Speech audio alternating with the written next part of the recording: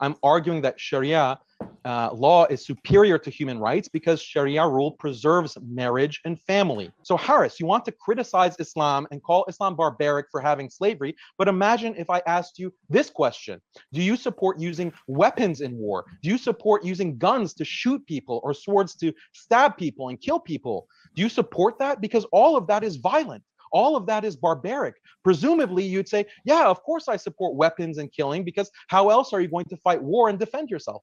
Well, that's exactly the point with slavery. In the pre-modern period, you couldn't have war without slavery any more than you could have war without weapons and killing.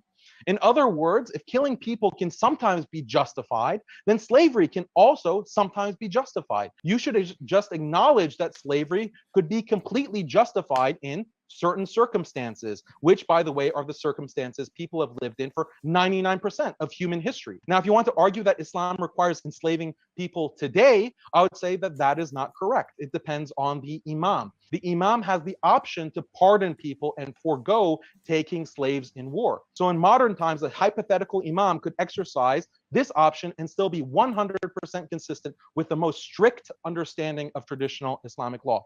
You could respond to me and say, well, Daniel, fine, slavery could be justified in the past, but now with modern technology, modern weapons, clearly slavery could never be justified. That means Islamic rules regarding slavery are not justifiable in our modern context, which means at least one aspect of Islamic law is obsolete.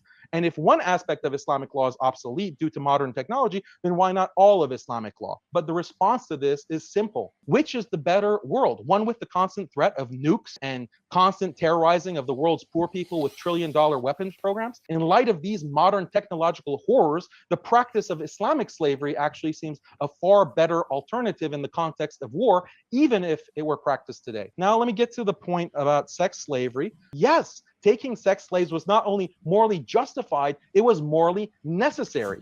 And really, that's enough for the argument, but it's worth noting that the Sharia's rules on concubines and slaves in general are the most humane out of any other civilization. Islam explicitly gives slaves many rights. They can't be mutilated, they can't be killed, they can't be prostituted.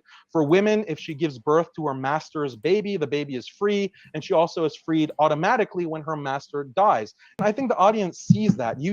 I have a very simple argument. Sharia preserves marriage and family and community and the human race overall. And I'm bringing statistics, objective statistics